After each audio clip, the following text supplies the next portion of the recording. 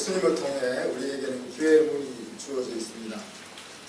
하나님과 아버지와 자녀의 관계가 회복되는 기회가 우리에게 주어져 있고, 저와 여러분의 인생을 향한 목적을 회복하는 기회가 주어져 있습니다.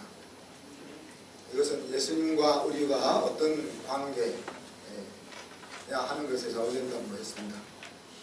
죽을 때까지 우리에게 찾아오는 도전들이 있다고 우리가 지난주 배웠습니다. 세상 풍속과 내면적인 탐심입니다.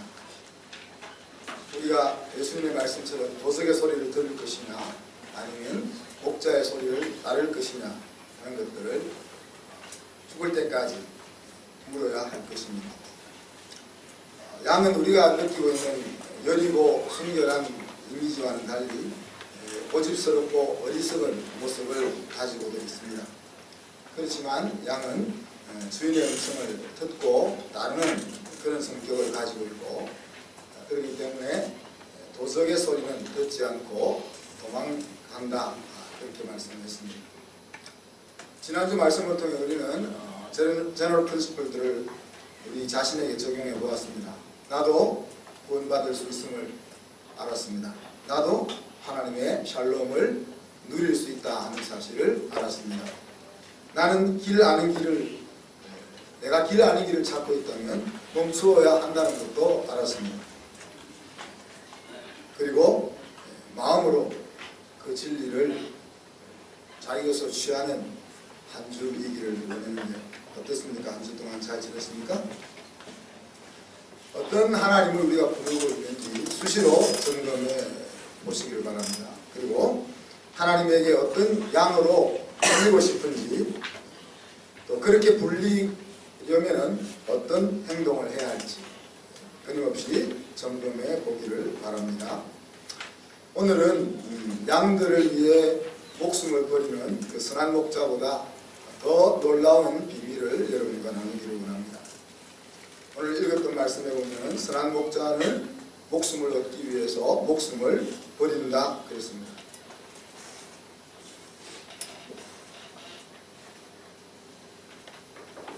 목숨을 얻기 위해서 목숨을 버린다. 우리가 역사 속에서 죽고자 하면 살 것이요 살고자 하면 죽을 것이다. 이순신 장군의 명언을 기억하잖아요. 내가 목숨을 얻기 위해서 목숨을 버려야 된다. 누군가가 여러분에게 이야기한다면 여러분 목숨을 버릴 수 있겠습니까? 로미오와 줄리엣에서 두 가문이 서로 원수 집안이잖아요. 그런데 이 줄리엣과 로미오가 서로 사랑하게 되었죠. 그런데 줄리엣의 집안에서 백작입니까? 공작입니까? 백작과 줄리엣을 결혼시키려고 하게 된 거예요. 그래서 목요일날 결혼을 해야 되는데, 사랑하는 로미오가 있으니까 줄리엣은 결혼할 수가 없잖아요. 그래서 결혼 안 하겠다고 때를 쓰고 난리를 치지만, 아버지는 결혼을 하든지 아니면 나랑 아무 상관없는 사람으로 살든지 결정하라 그러고 나가버렸습니다. 줄리엣이 이제 평소 다니는 성당에 찾아가서 신부님에게 묻죠. 이런 위기 속에 빠져 있는데, 신부님 혹시 살 길이 없나요? 그렇게 물었을 때 신부님이 하시는 말씀이, 정확하게 제가 기억은 안 납니다만, 너가 로미오를 정말 사랑하냐? 죽음을 두려워하지 않을 만큼 사랑한다면 길이 있다. 이렇게 했어요. 그러니까 야, 살기 위해서 죽어야 돼 이렇게 말할 때 살기 위해서 죽기가 쉽지 않다는 거예요. 근데 너가 정말 로미오와 결혼하기를, 죽을 수 있을 만큼 그렇게 원한다면 길이 있어, 그렇게 하는 거죠. 그리고는 이제 48시간 동안 죽은 것 같은 사람이 되는 약을 주잖아요. 기억납니까? 그 약을 먹고 이제 다 장례를 치렀는데 그 뒤는 그 이야기를 하려고 하는 것은 아니고, 그래서 이 약을 먹고 48시간 죽어 있다가 깨어난다 이제 신부님 이야기하시는데 깨어날지 안 깨어날지는 모르는 거죠. 그래서 자기 목숨을 걸고 로미오를 사랑한다면 이 약을 마실 수 있는 거예요. 오늘 예수님이 그렇게 하신 거죠. 자기의 목숨을 얻기 위해서 자기의 목숨을 버렸다, 그렇게 이야기하고 있습니다. 그래서 우리는 예수님을 선한 목자라 그렇게 부르는데, 이 장면 속에서 예수님이 아버지 하나님에 대해서 온전한 사랑을 가지고 있다 하는 것을 확인할 수 있죠. 그죠? 또 한 가지는 양들인 우리들에 대한 놀라운 사랑을 가지고 있다. 이 두 가지 때문에 목숨을 얻기 위하여 목숨을 버리는 그런 어처구니 없는 행동을 예수님은 하실 수 있다. 이 이야기를 들었을 때 유대인들 가운데서 분쟁이 일어났습니다. 그 분쟁이 일어난 유대인들을 향하여 예수님이 말씀하시죠. 너희들이 나를 믿지 아니하는 까닭은 너희들이 내 양이 아니기 때문이다. 그렇지만 내 말을 듣고 내 말을 믿는 내 양들에게 내가 영생을 선물로 주는데 영원히 멸망치 않고 또 어떤 것도 내 손에서 빼앗아 갈 수 없도록 내가 해줄 거야. 그 이유는 내 아버지는 이 세상 어떤 것보다 가장 크기 때문에 그렇다. 그렇게 예수님 말씀하셨습니다. 예수님께서 나를 위해서 죽어주셨다 하는 것으로 끝이 아니다는 이야기입니다.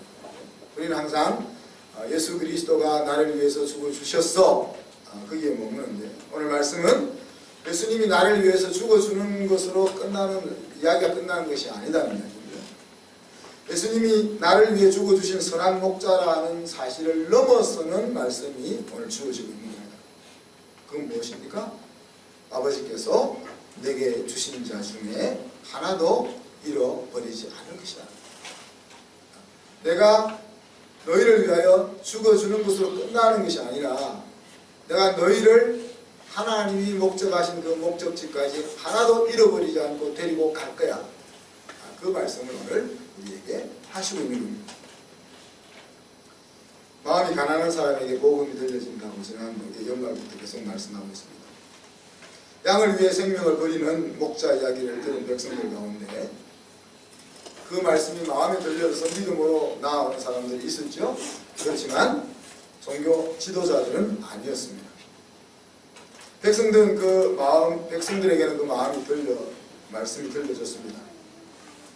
그렇지만 종교 지도자들에게는 들려지지 않았던 것이죠. 사람마다 하나님의 말씀이 들려지는 포인트들이 있습니다.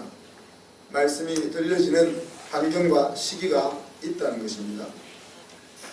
마음이 가난하시는 그때죠. 가난한 마음은 우리의 인생의 가치와 항상 연결이 되어 있습니다. 내가 무엇을 갈망하느냐, 내가 무엇이 없으면 살 수 없느냐 하는 것과 가난한 마음은 연결되어 있는 거죠. 그래서 우리가 이 거룩한 가난함을 가질 수 있다면 그것은 우리의 심령 속에 큰 은혜가 임하고 있음을 의미하는 것입니다. 요한복음 15장 13절 14절에 보면 사람이 친구를 위하여 자기 목숨을 버리면 이보다 더 큰 사랑이 없나니 너희는 내가 명하는 대로 행하면 곧 나의 친구라, 그렇게 말씀하셨습니다. 그러면서 오늘 읽었던 요한복음 10장 15절에 보니까 나는 양을 위하여 목숨을 버린다. 그래서 이 두 말씀을 같이 연결해 보면 나는 너를 위하여 목숨을 버렸다. 나는 너를 사랑하는 친구가 되려고 목숨을 버렸다 하는 말씀입니다.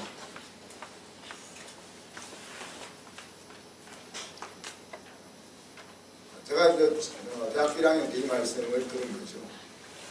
청년의 때는 가장 멋진 인생이 무엇인가 하는 것을 고민하는 때입니다. 요즘 청년들은 어떤지 모르겠어요. 직장을 걱정하는지 멋진 인생을 걱정하는지. 저희 때는 그랬어요. 직장은 공부가 잘하면 골라서 가니까 어떻게 사는 것이 멋진 인생인지를 생각했어요. 목숨을 나눌 수 있는 친구, 그런 친구와 더불어 산다면 내 인생은 정말 멋있을 거야. 그런 생각이 그 당시에 20살 되는 당시에 제 마음속에 가장 중요한 가치로 잡혀 있었던 것입니다. 그러니 그때 이 말씀이 들려졌더니 예수님께서 나는 내 친구고 내가 너를 위하여 목숨을 버렸다 그 말씀할 때 나는 그럼 어떻게 반응해야 되는가 생각을 했습니다. 내가 예수님을 친구로 받아들인다면 어떻게 행동해야 하는가 그렇게 생각하고 그 당시 아는 것이 없으니까 교회에 찾아가야 되는 줄, 예수님 친구로 맞이하려면 교회에 찾아가야 되는 줄 알아서 교회 갔고, 교회 가서 어떻게 하는 것이 예수님이 나를 예수님을 친구로 맞아들이는지를 몰라서 주보를 보니까 예배라고 적혀있는, 그래서 예수님은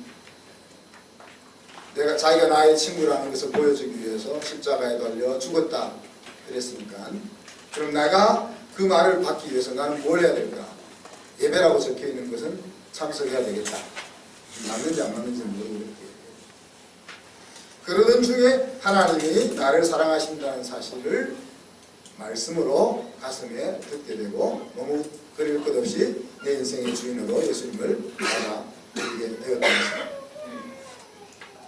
20살 때는 그렇게 하나님의 말씀이 가난한 마음을 타고 들어왔어요. 그리고 한참 현대중공업에 잘 다니고 있는 저에게 또 목자 없는 양같이 유리하는 사람들의 모습이 들려졌습니다. 그래서 가던 길을 쫓고 목사가 될 수밖에 없었습니다. 어떻게 보면 포기가 아니고 더 멋있는 것을 선택한 것이죠. 저는 원래 인생을 계획하는 사람입니다. 대학을 졸업하고 직장에 가고 결혼을 하고 그와 인생을 마감할 때는 어떤 모습인지 하는 것들을 계획하는 사람입니다. 그래서 대학교 1학년 때 벌써 내 인생을 마감할 70살 때는 어떤 모습일 것인지를 단계별로 계획을 세워놓았습니다. 그렇게 계획을 세우는 사람과 동시에 새로운 깨달음이 오면 즉시 그 길을 다시 편성하는 사람입니다.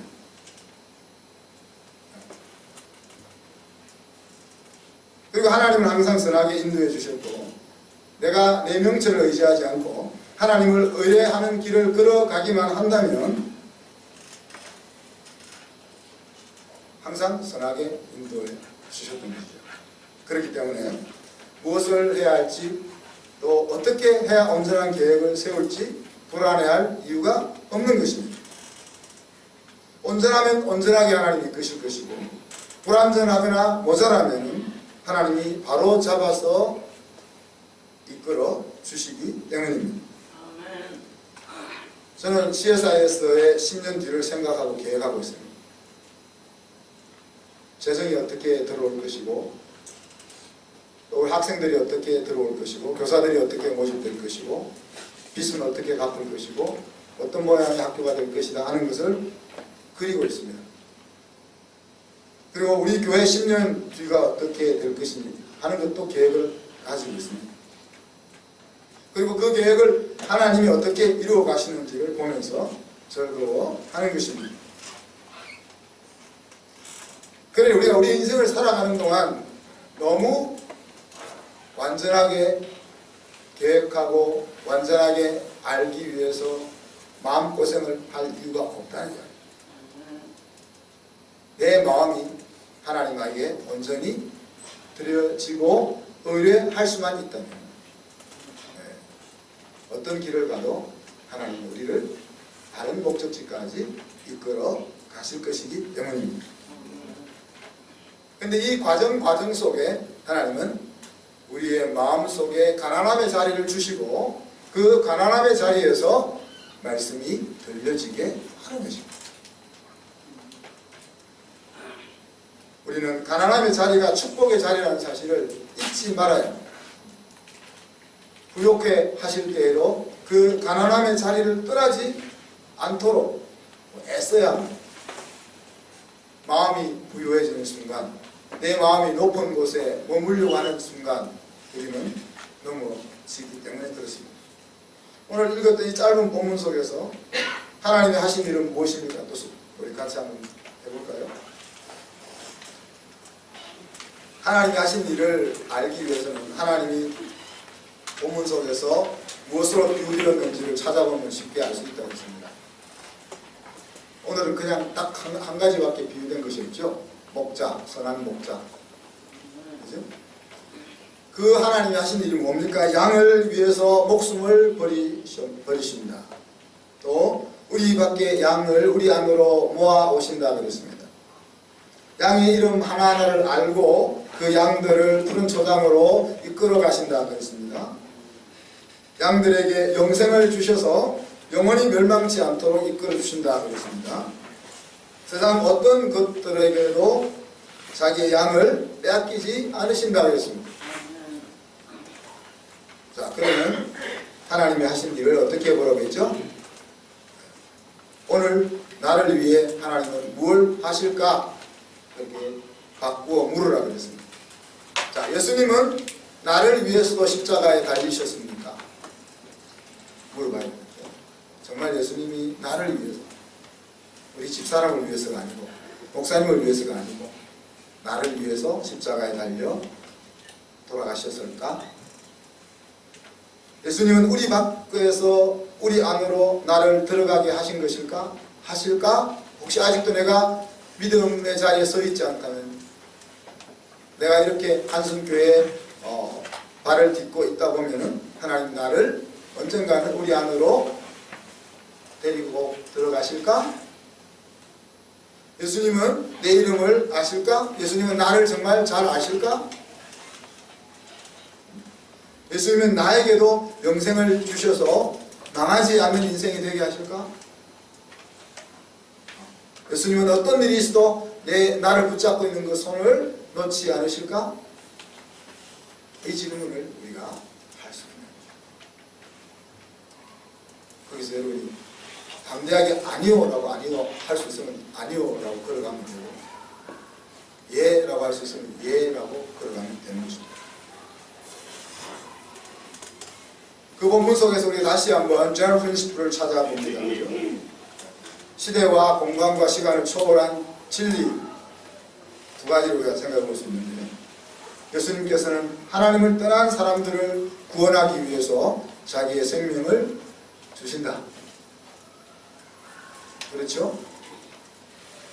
그 진리 때문에 우리가 오늘 여기 있는 겁니다. 그 진리 때문에 예수님이 나를 위해 죽어주셨기 때문에 오늘 우리가 여기에 있는 것입니다. 또 예수님은 자기 양들을 완전하게 하신다. 그래서 어떤 공격에도 뺏기지 않고 목적지까지 책임지고 자기 양을 이끄신다 하는 제너럴 프린시플을 우리가 찾을 수 있다. 자, 이 제너럴 프린시플을 우리의 삶 속에 나에게 적용시키면 어떻게 됩니까? 예수님은 나의 약함을 정말 아실까? 내가 이 옷 속에 다 감추고 있는, 화장발 속에 감추고 있는 나의 약함을 아실까? 나의 잘난 부분도 아실까? 내가 겸손한 척하고 있는데 나의 잘난 강점들도 아실까? 남에게 말 못하는 상처도 알고 계실까? 나의 두려움도 알고 계실까? 나의 믿음이 약한 그 부분을 예수님이 아실까? 나의 불안해하고 있는 이 모습을 예수님이 아실까? 나를 무너지게 하는 원수들의 공격을 예수님이 지금 알고 계실까?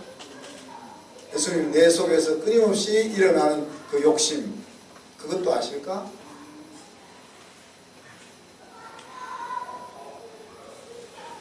그렇게 적용하고 있어요. 또 예수님은 나를 포기하지 않고 나를 목적지까지 이끌고 가실까?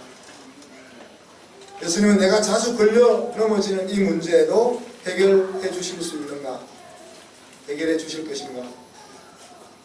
예수님은 나도 어쩔 수 없는 나를 놓지 않고 이끄실 수 있을까? 이런 질문들을 우리가 던질 수 있다. 예라고 답해야 될지 아니요라고 답해야 할지는 저와 여러분의 몫이고 저와 여러분의 결정입니다. 로마서 8장 30절로 38절을 우리 같이 읽고 말씀을 마무리합니다. 앞을 보면서 같이 한번 읽어봅시다. 천천히. 또 미리 정하신 분들을 또한 부르시고 부르신 분들을 또한 의롭다 하시고 의롭다 하신 분들을 또한 영화롭게 하십니다. 그런즉 이 일에 대하여 우리가 무슨 말 하리요? 아니 하나님이 우리를 위하시면 누가 우리를 대적하리요? 자기 아들을 아끼지 아니하시고 우리 모든 사람을 위하여 내주시니까 어찌 그 아들과 함께 모든 것을 우리에게 주시지 아니하겠느냐? 누가 능히 하나님께서 택한 자들을 고발하리요? 의롭다 하시기는 하나님이시니 누가 정죄하리요? 죽으실 뿐 아니라 다시 살아나시는 그리스도 예수시니 그는 하나님 우편에 계신 자요 우리를 위하여 간구하시는 자이시니라. 누가 우리를 그리스도의 사랑에서 끊으리요? 환난이나 곤고나 박해나 기근이나 적신이나 위험이나 탈이나 그렇게나 우리가 종인 주를 위하여 죽임을 당하게 되며 도살당할 양같이 여김을 받았나이다과 같으니라. 그러나 이 모든 일에 우리를 사랑하시는 이로 말미암아 우리가 넉넉히 이기느니라. 내가 확신하노니 사망이나 생명이나 천사들이나 권세들이나 현재일이나 장래일이나 능력이나 높음이나 기쁨이나 다른 어떤 기도물이라도 우리를 우리 주 그리스도 예수 안에 있는 하나님의 사랑에서 끊을 수 없습니다. 오늘 예수님이 한 절로 하신 말씀을 사도 바울이 이렇게 길게 말씀합니다. 내가 너를 세상 끝날까지 빼앗기지 아니하고 그 말씀을 자기의 인생 여정에 대입해서 자기가 겪었던 자기를 무너뜨리려고 했던 그 수많은 것들 앞에서도 하나님이 자기를 지켜주셨음을 고백하고 있는 것입니다. 사도 바울은 하나님의 자녀들이 인생을 살면서 만나게 되는 수많은 부정적인 환경들과 사건들을 나열했습니다. 아마 사도 바울이 이것을 계속 쓰려고 했다면 하루 종일 쓸 수도 있을 거예요. 우리는 내가 힘든 것은 당신이 힘든 것과 달라. 내가 고민하고 내가 지금 겪고 있는 것은 목사님이 생각하는 건 달라요. 그렇게 말할 수도 있을 것입니다. 어떤 사람은 내가 겪는 독감이 다른 사람이 겪는 암보다 힘들다. 그런 말입니다. 그렇지만 이렇게 우리의 인생 하루 종일 나에게 임한 어려움과 곤고함을 우리가 나열할 수 있을지언정 그러나 오늘 바울은 뭐라고 이야기합니까? 넉넉히 그 모든 것을 이길 수 있다. 그렇게 주장하는 거죠. 왜? 사랑하는 하나님이 온 세상보다 크신 아버지가 있기 때문에 우리의 승리의 관건은 내가 어떤 곤경 속에 빠져 있느냐, 내가 그것을 헤쳐나갈 수 있는 힘과 능력이 있느냐 하는 것에 달려있는 것이 아니고 나를 사랑하시는 그 하나님에게 붙어 있느냐 하는 것에 달려있다는 것. 어떤 것도 우리를 향한 하나님의 사랑에서 끊을 수 없다. 그렇게 사도 바울은 확신합니다. 우리의 인생의 마지막 원수는 내 앞에 있는 아내, 내 앞에 있는 남편이 아니라 나 자신입니다. 하나님이 용서했음에도 불구하고 나를 용서 못하는 나 자신, 주 안에 있으면 못할 것이 없다고 말하는데 나는 할 수 없다고 말하는 나 자신, 예수의 능력과 복음으로 다 치유되었다고 말씀하시는데 끊임없이 나를 돌아보며 아파하는 나 자신, 마음을 낮은 곳에 두고 겸손하라고 하지만 조금만 잘난 것이 나타나면 마음을 높은 곳에 두는 나 자신, 그 마지막 원수인 내 자신까지도 하나님의 사랑에서 나를 떼어놓게 할 수 없다. 그렇다면 우리가 더 이상 고민하고 고생하고 걱정하고 염려할 이유가 어디 있냐 하는 이야기. 오늘 예수님은 자기가 너희를 위하여 목숨을 내어놓는 선한 목자라고 말씀하시면서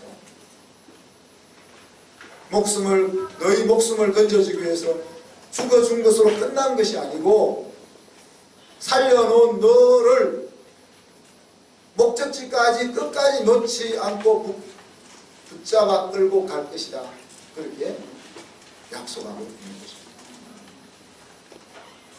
오늘 저와 여러분의 심령 속에 오늘 하나님의 외침 또 그 말씀을 가슴 속에 또 삶 속에 걸러 보았던 이 바울의 외침, 그것이 우리 마음속에 들려지기를 주님의 이름으로 축복합니다.